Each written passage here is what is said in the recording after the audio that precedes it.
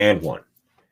Just when you thought he was gone, he comes back. Yes, this is not a Bracketology Wednesday, but we do have a bracket, so we need his thoughts. Hello, everybody, and welcome to the Locked On Big Ten podcast, a part of the Locked On Podcast Network. I'm your host, Ben Stevens. It is Wednesday, March 17th, and it is not a Bracketology Wednesday, but our resident bracketologist joins us one more time. It is Kevin Sweeney, the man they know as CBB Central, back on the show to give us his thoughts on how Selection Sunday played out, what the bracket looks like. And he's not just a bracketologist. He covers college basketball with the best of them. So we get some of his thoughts on what he thinks the big dance will look like, who has the best path from the Big Ten, some upset alerts, all of that on this now not so much Bracketology Wednesday, but we'll call it Look Ahead to the Bracket Wednesday with Kevin Sweeney. Kevin, pleasure to have you back on the show. It's great to be back, and it's great to have a field of 68 in hand. I don't have to check spreadsheets every 6 hours. I'm loving life here. Do you miss the spreadsheets at all? Not at this point, not anymore. I think by Thursday of last week, I was ready to throw everything in a dumpster and set it on fire. So kind of glad that it's over. The bid Steelers made my life even more difficult on Saturday and Sunday. So kind of happy that it's done. Happy I did it, but happy I'm done. Oregon State and Georgetown, certainly confusing a lot of bracketologists. So, Kevin, I ask you, Sunday, March 14th, 2021, our first Selection Sunday in nearly 2 years. How do you think it went? Were you surprised by anything that happened on Selection Sunday? I wasn't floored by anything. I predicted 66 out of 68 teams correctly. I missed on Louisville, who I thought Syracuse would get that bid, and Utah State, who I thought that St. Louis would get that bid. So, it is what it is. I thought for the most part things went well. I mean, there was a couple of minor seeding things I thought the committee kind of screwed up on, like Oklahoma State as a 4. Didn't make a lot of sense when they'd beaten West Virginia, who's a 3 twice in the last 2 weeks. Little things like that, but I don't think anything was too earth-shattering. I think the other good thing is, we were worried, okay, we're going to have those alternate teams. What's going to happen? We're going to have to slot new teams in late.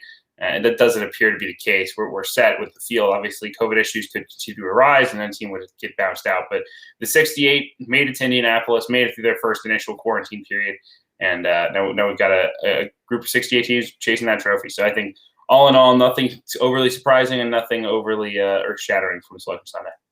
I do have to say, outside of my Big Ten bias, I am a Syracuse alum, and you got me in some hot water on Sunday afternoon when I shared out you are my resident bracketologist, and a couple of my Syracuse friends were like, this guy doesn't even have Syracuse in the field. How can you trust him? So respond to them right now, even though this is a Big Ten podcast. I was hung up on the Quadrant 1 record. I really was. Sure. I think they were 1-7 against Q1. I just thought the committee wouldn't reward them. But their net was boosted big time by that blowout win over NC State. The resume was pretty clean. And in the end, that was enough to get just by NC State, or just by Louisville, at a pretty comparable resume. They would have been sweating. I think they were a little bit safer than I think anyone thought to get the bye. Was surprising after all the bid Steelers. But at the end of the day, you take your losses, and the committee likes Syracuse a little bit more than I like Syracuse. So it is what it is. We'll see if they can show themselves well against San Diego State. Hey, 66 of 68 is a darn good percentage, and that is why you are a resident bracketologist. But Syracuse does play in to a question I want to ask you about a Big Ten team in terms of seeding. Michigan State having to play in the first 4 playing game tomorrow, and Syracuse and Utah State both getting the bye. Were you surprised at all by the committee putting the Spartans in that first 4 game in Mackey Arena tomorrow night? Yeah, I was, particularly because of the significant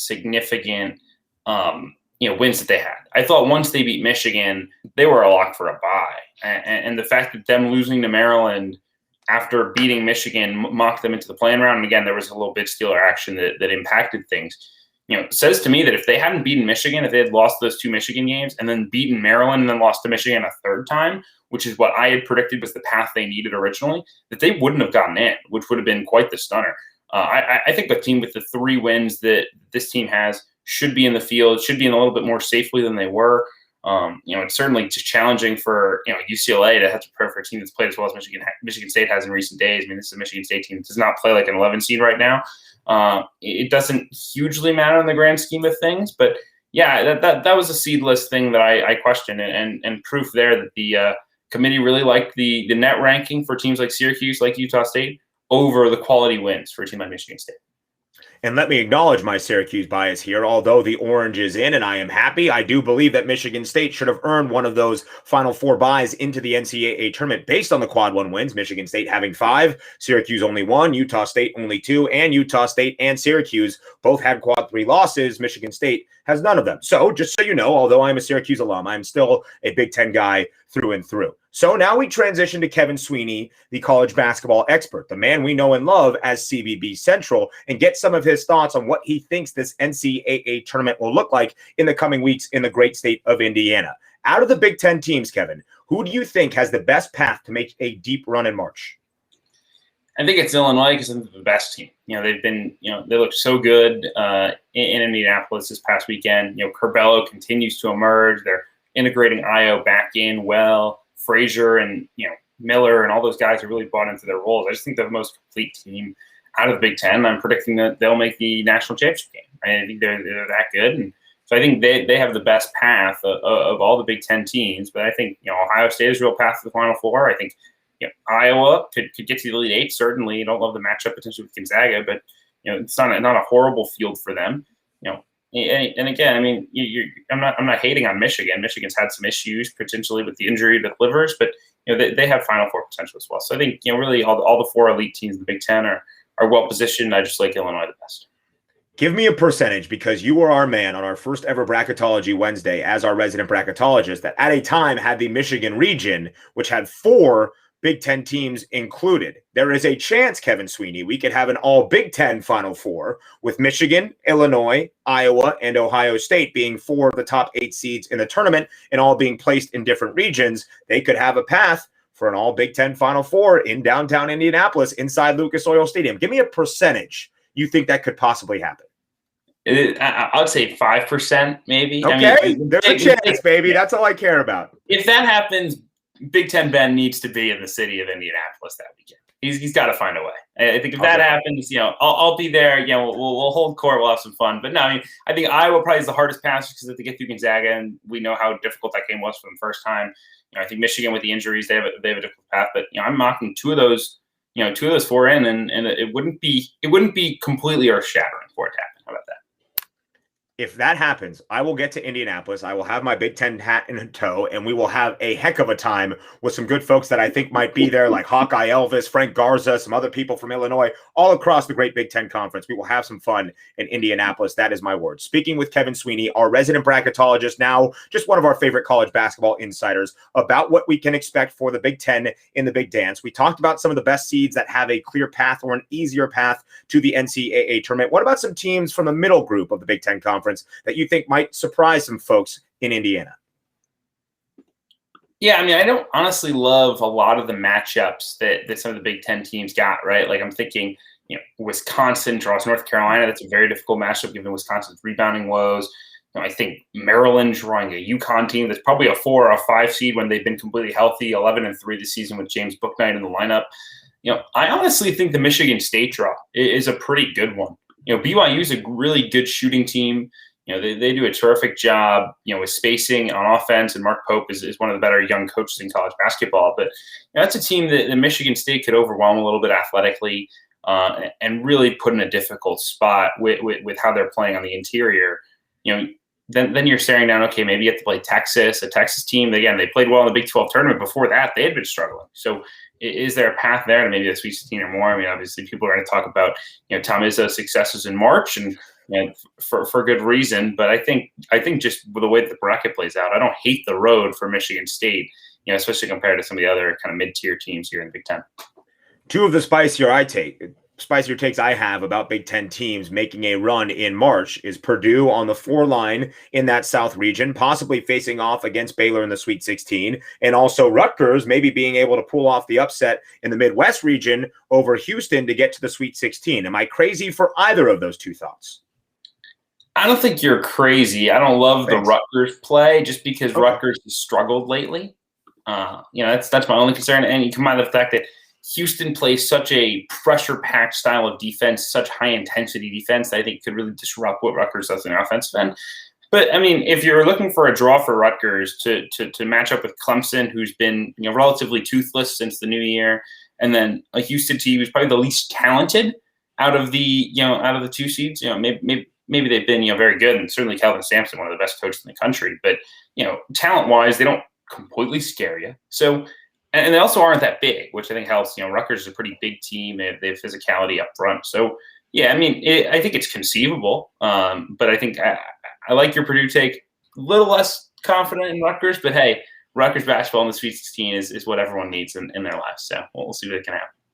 Your family, your religion, Rutgers basketball in the Sweet 16. I do think Purdue presents an interesting matchup if they get to the Sweet 16 against Baylor, because Baylor is long and athletic on the perimeter and have some of the best wings in college basketball. But other than Big John, and I will learn how to pronounce his last name by the time we get to that potential Sweet 16 matchup next weekend, I think Purdue and Trevion Williams and Zach Edey off the bench can present a little bit of the challenge down low in some of the length and the strength they have on the post play and what that might mean for the Baylor Bears. But that will be a very interesting matchup potentially in the Sweet 16 and could even lead to a Purdue-Ohio State rematch for the 4th time this year in the Elite Eight. These are all Big Ten thoughts and Big Ten hopes we have heading into the Big Dance. So, Kevin, we talked briefly about Michigan.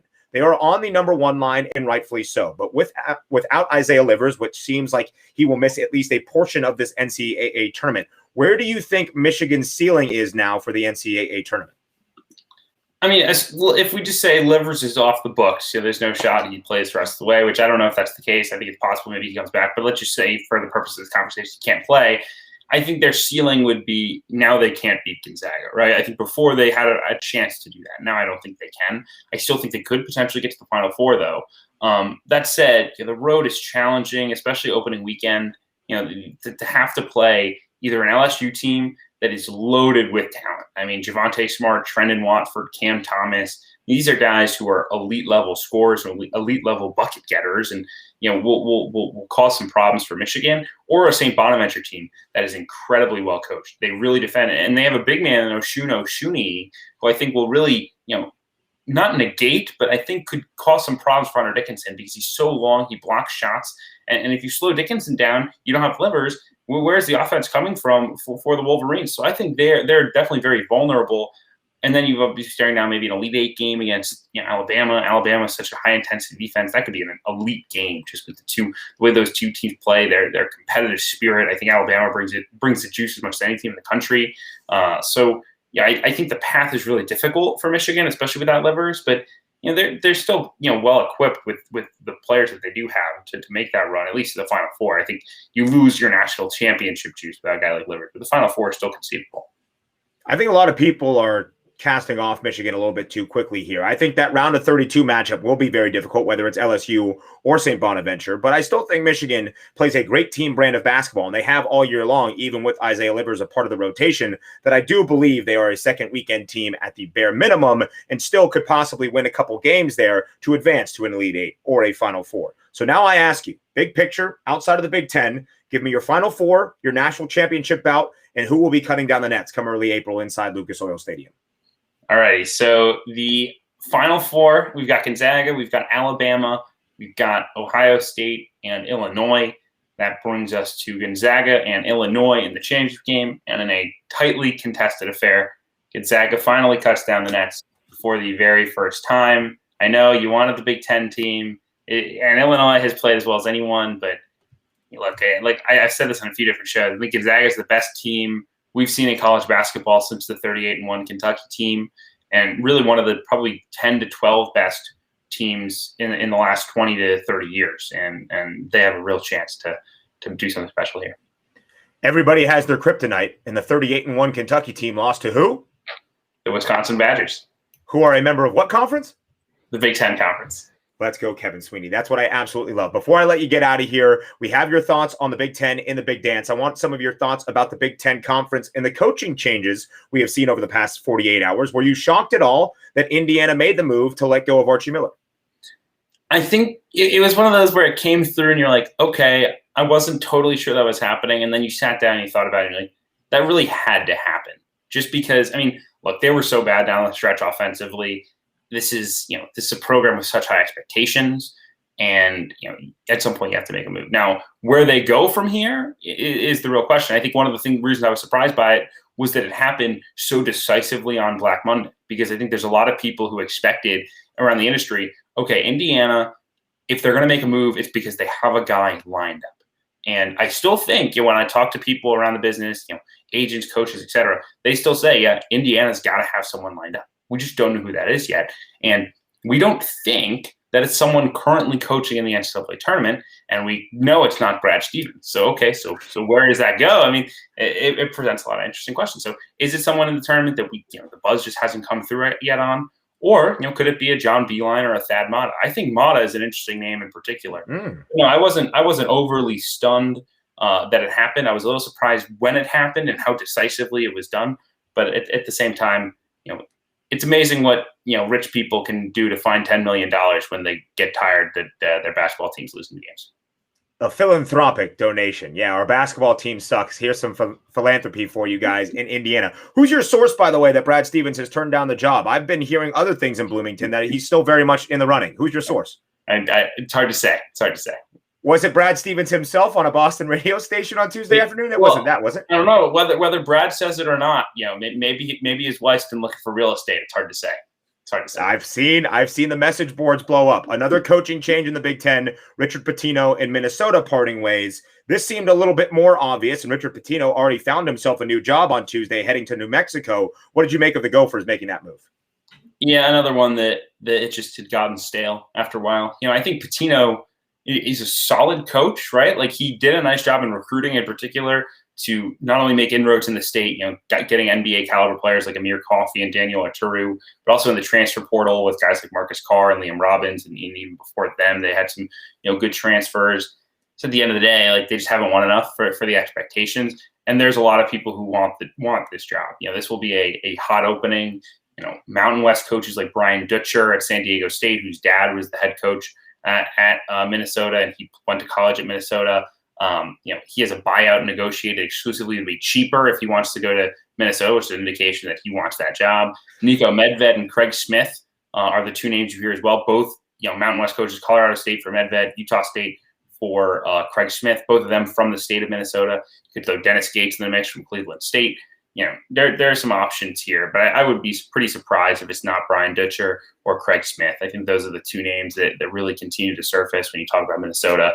And again, it's a good job. There's a lot there. The job loses some luster, if only because Indiana's open. There was a chance at one point that Minnesota was going to be one of the best jobs in the market. Now it obviously won't be. Indiana in its own league will surpass that. But this is a good job, a place you can win, a place with with resources to do what you want to do, and place I think with realistic expectations. It's not that we have to win a national championship like Indiana. It's a place you can do it. Do it and make the NCAA tournament relatively consistently. I think a lot of coaches will want that job. Any credence to the Must Bus picking up from Fayetteville and heading up north to Minnesota? I mean, they would love it. It would be a slam dunk. I don't think it's happening. I've seen a lot of people compare it to Brad Underwood leaving Oklahoma State early. I don't think it's a very comparable situation. I understand there's some family ties for Muss at Minnesota, but Arkansas is an elite job. Arkansas is a great job. There's money there. There's incredible fan support. You can get players nationally. You can recruit nationally. And everything, he can do everything he's doing at Arkansas at Minnesota, but he can do everything he could do at Minnesota at Arkansas. It doesn't really change your trajectory at all. So, Arkansas will have to make sure they pay. But, the story with Underwood at Oklahoma State was Oklahoma State, gave him a really terrible contract. His first contract was a terrible deal. It was cheap. And he wanted the extension right away. They, dragged their feet a little bit, and he said, "All right, I'm flying to Champaign. See you later." That's not going to happen with Arkansas, and he's building a great thing there. So I'd be surprised if Muss wanted that job. Is it conceivable? Yeah, but I think Muss can get an elite job. I don't think it will be Minnesota. And finally, just quickly here, you were the person to first introduce me to Micah Shrewsbury, the Purdue assistant that is now the head coach at Penn State. Do you like that move for the Nittany Lions? I'm not a huge fan generally of the assistant coach who's never been a head coach. It's just I just don't think it's worked really. I mean, you look at some of the Duke guys in particular, like Chris Collins, like Wojo at Marquette. I had to do it. I really did. You had to throw in Chris Collins, you proud Northwestern student, didn't you? But there are a few there are a few other names out there that have all it hasn't worked great. So from that lens, a little bit I don't love it, but at the same time, A, Penn State's probably the worst job in the league. B, Micah Shrewsbury is incredibly well liked around the business. Is a really sharp offensive coach. Has worked for 2 elite coaches in Matt Painter and Brad Stevens. Is well connected in that realm, and he will hire a very good staff. And he will need to go get players, especially if some of these guys stay in the transfer portal. And guys like Myron Jones, it could be a problem. But this is a rebuild and a good opportunity for Shrewsbury, who's been in the mix for a lot of jobs, A-10 jobs, Missouri Valley jobs in the past, hasn't quite clicked. Finally gets his opportunity here at Penn State, and I think will do a very good job because he's such a sharp coach. He's incredibly well connected, and his greatest recruiting tool. I saw a picture, on Twitter, going around. Shrewsbury might have tweeted it himself. It's a picture of him sitting there with like an iPad with Jason Tatum showing him film, and that is the great recruiting tool because there are a whole lot of 16 and 17-year-old kids who would really like to be Jason Tatum or Jaylen Brown, and he is very tight with those dudes. And if nothing else, possibly the best last name in the coaching ranks in all of college basketball, Micah Shrewsbury. I'm going to have a lot of fun saying that. Kevin Sweeney is Coach Shrews. That's the buzz. He's Coach Shrews. Coach Shrews? Yeah. Shrewsbury for me. I'll give him the full dignification of his last name as it was given to him. You know what else was fun? Talking with you one more time, Kevin Sweeney. Not a Bracketology Wednesday, but a look ahead to the bracket in the Big Dance, in the Big Ten, in the Big Dance with our guy, Kevin Sweeney, our resident bracketologist, but also just one of the best college basketball experts and insiders you will find anywhere. Kevin Sweeney at CVB_Central on Twitter. Thank you very much for your time. Enjoy all of the madness.